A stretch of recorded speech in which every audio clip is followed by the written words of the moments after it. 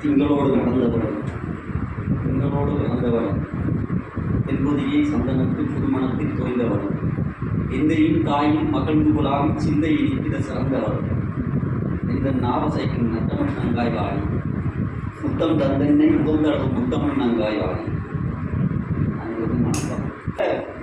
இலக்கணம் இலக்கியம் ஐவகை இலக்கியம்னு சொல்லுவாங்க. நான் தமிழுக்கு 6 வகை இலக்கணம் இருக்கிறது. 6வது இலக்கணத்தில் அந்த அடிப்படையில் 5 நிலம் இருக்குது.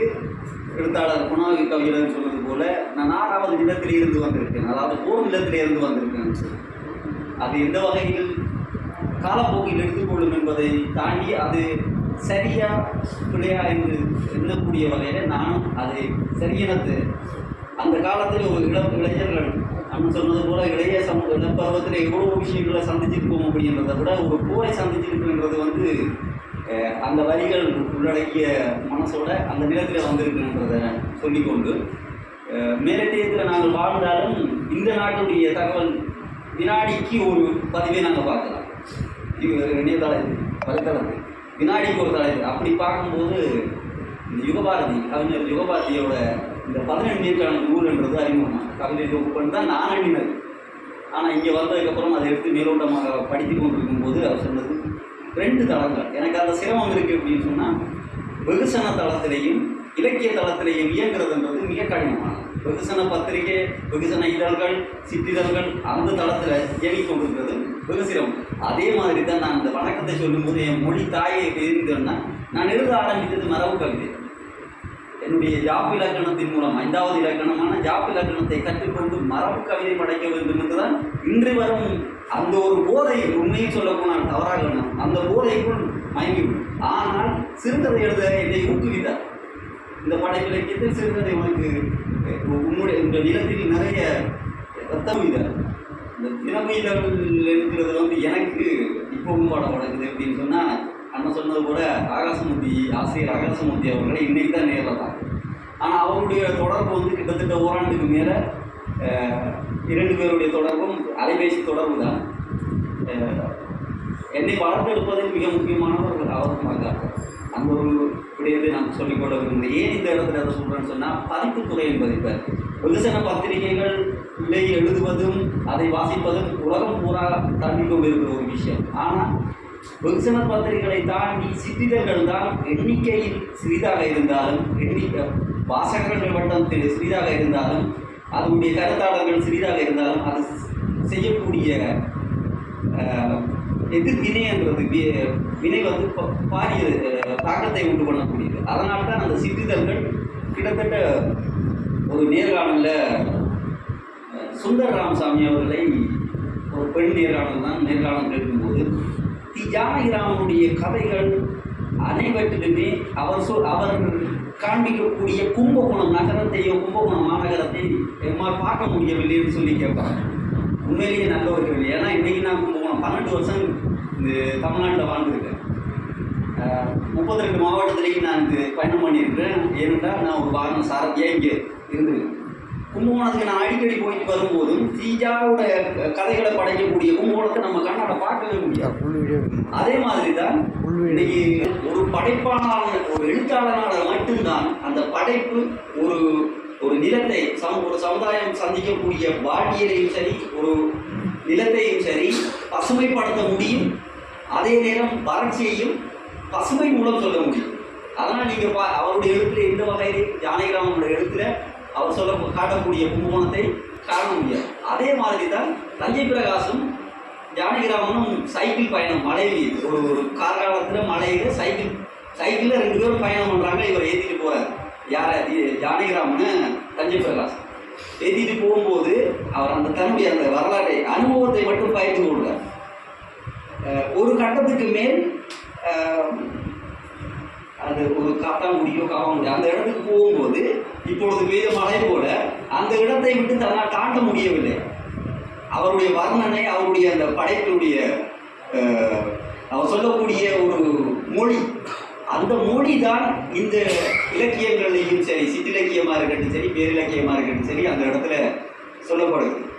நான் சொன்ன மாதிரி தான், உள்ளத்துள்ள கவிதை உணர்ச்சி உருவெடுப்பது கவிதை, தெல்லத்தந்த தமிழில் தேடி உரைப்பது கவிதை என்று கவிமணி தேசிய நாயகங்களை சொல்லியிருக்கார். அதே போல தான் அவருடைய கவிதை மொழியை ஒரு படைப்பாக கொண்டு வரும்போது அதில் எவ்வளவு ஆழம் ஒரு வாசகனாக இருந்தால் எங்களை ஈர்க்குன்றது தான் அங்கே முக்கியமானது. அதே போல தான் இந்த படைப்பு, இந்த தினவு இதழ் ஆனால் சிற்றிதழ் என்றது கிட்டத்தட்ட 40 ஆண்டுகள் சுந்தர ராமசாமி எந்த விமர்சன இதழையும் எழுதல். அவர் தன்னுடைய 40 ஆண்டு எழுத்துற சிற்றிதழ்களை தான் எதிர்நோக்கி அவருடைய எழுத்து இருந்து உபே சாமிநாதன் ஐயா என்ற ஒருத்தர் இல்லைன்னா நான் இந்த இலக்கியம் படிச்சுக்க முடியாது. அவர் ஒரு கட்டத்தில்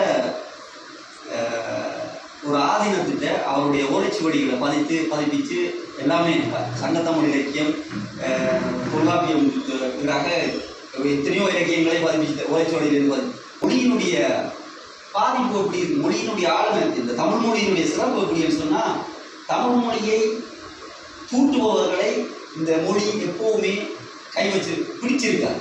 அது எப்போ காலத்தால் தள்ளி விட்டு மொழியே அதை செய்திருக்கும். இந்த பதிப்பு துறையானது அவ்வளவு கடினமானது. இந்த பதிப்பு துறையில் இருக்கிற சிக்கல் சமரசம் இல்லாமல் செய்யணும். முன்னுரையில் ஐயா அதுக்கு தலையங்கத்தில் சொன்னது போலதான் அரசியலை பற்றி, நாட்டினுடைய அரசியலை பற்றி அரசியல் இல்லை அரசை பற்றி பேசியிருக்கார், அரசினுடைய கல்விக் கொள்கையை பற்றி பேசியிருக்கார், சினிமா ஊடகத்தை பற்றி பேசியிருக்கார். சினிமா ஊடகம் என்ன அரசியல் பேசுகிறது ஒரு திறமையான ஒரு ஆசிரியரால் தான் அதை செய்ய முடியும். அந்த வகையில் அரசியல் மட்டும் இல்லாமல் தன்னுடைய மொழி பண்பாட்டையும் காக்கக்கூடிய ஒரு இதழாகத்தான் இந்த தினம் இதழ் வந்திருக்கின்றது. நிறைய பேர் கேட்டிருக்காங்க, தினம் வந்ததுக்கு என்ன பொருள், நீ ஏன் இந்த இதழுக்கு எழுதுறா? இது இங்கே இல்லை, மேலத்தேயத்தில் என்னோட வாழ்றவங்க கேட்ட ஒரு விஷயம். இதுக்கு பல விளக்கம் சொல்லலாம். ஆனால் நீங்கள் ஒரு நெருடலான விளக்கத்தை எடுத்து வைத்துக்கொண்டு அதை பயன்படுத்தக்கூடாது. அன்னு சொன்னது போல தினம் என்பது திமிராக இருக்கலாம், திறனாக இருக்கலாம், தைரியமாக இருக்கலாம். அதை மட்டும் எடுத்துக்கொண்டால் போதும். தினவென்றால் அதை நீங்கள் பல அகராதிகள் பல விஷயத்தை சொல்லுது. என்னை பொறுத்த வரைக்கும் இந்த தினவு பதிப்பகம் ஆரம்பித்ததுக்கு பிறகு ஒரு விஷயம் தென்பட்டது. இந்த தினவு இந்த சொல்லாடலுக்கு காலப்போக்கில் இது எப்படின்னு சொன்னால், இன்னைக்கு முந்தைய இருந்து முன்னோர் கொடுப்பி நஞ்சு முந்தல் நனி நாகரிகம்னு ஒரு பாட்டு இருக்குது. ஒரு காலகட்டத்தில் பண்பாடும் நாகரிகமும் ஒரு பொருள் குறித்த இரு பேரால் பயன்படுத்தப்பட்டது. அது காலப்போக்கில் நாகரிகம் வேறு திசையிலும் பண்பாடு வேறு திசையிலும் பயணிக்கப்பட்டுருச்சு. இன்னைக்கு ரெண்டாக பிரிச்சுட்டாங்க. ஆனால் அதுக்குரிய காரணம் வேறு, அகப்பண்பாடு புறப்பண்பாடு. ஆனால் இந்த தினவு என்ற சொல்லுக்கு காலப்போக்கில் இந்த பதிப்பகத்தினுடைய இந்த இதழும் அண்ணன் சொன்ன போல ஆயிரக்கணக்கான இதழ்கள் வெளிவரும் போது இந்த சொல்லாடலுக்கு சரியான அண்ணன் சொன்ன போல திறனான ஒரு இது நிலைநாடக்கூடிய சந்தர்ப்பம் இருக்கு என்று சொல்லி இன்னொரு சிறப்பு சொல்லணும் அப்படின்னு சொன்னால், இந்த தினம் இதழில் இருக்கக்கூடிய ஓவியர்களாத்தான் பேர். உண்மையிலேயே புனைவு தானே, ஒரு கருவாக இருக்கலாம், அந்த கரு உண்மையாக இருக்கலாம், அது புனைவு. உண்மை உள்ளபடியே சொல்லிட்டு போகிறது நவீன இலக்கியமாக இருக்காது. அதில் சில கற்பனை உணர்ச்சிகள் கொண்டு வரும். ஆனால் என்னுடைய கற்பனையில் இருந்தது இந்த எனக்கு என்னுடைய கதைக்கு வன்மி என்ற ஓவியர் வரைஞ்சிருந்தது. நான் எழுதும்போது எனக்கு இருந்த அந்த குமுறல், அதை விட அந்த ஓவியத்தை பார்த்தவரை பேசுகிற பொருள் இருக்குல்ல, அது இன்னும் 2 இல்லை 3 அத்தியாயம் என்று சொல்லு. அவ்வளவுக்கு உண்மையிலே நான் அந்த சம்பவம் நடந்த இடம் களம் அந்த இடத்தில் இல்லை, வேறு இடத்தில் இருக்கலாம், அந்த இடத்தில் இல்லை, என்னுடைய கற்பனையே தான். ஆனால் அந்த சம்பவம் உண்மை, நடந்த நிகழ்வு உண்மை. இந்த ஓவியத்தை பார்த்ததுக்கு பிறகு ஒவ்வொரு பக்கமாக பார்த்து அந்த அவ்வளோ ஓவியத்தை பார்த்து அந்த ஒவ்வொரு படைப்பையும் படிக்கும் போது உண்மையிலேயே அந்த ஓவியர்கள் தலை சிறந்த படைப்பு ஒரு படைப்பாளருக்கு ஏற்படுத்தி கொடுக்கும். இதன் குடும்பத்திற்கும் அதன் பங்கேற்கும் அனைவருக்கும் இவ்வளோ தூரம் காத்திருந்து, இந்த மழையிலும் வெள்ளத்திலும் காத்திருந்து இந்த ஒரு அரிய தருணத்தை பொன்னான நேரமாக்கிய அனைவருக்கும் நன்றியும் வாழ்த்துக்களும் கூறி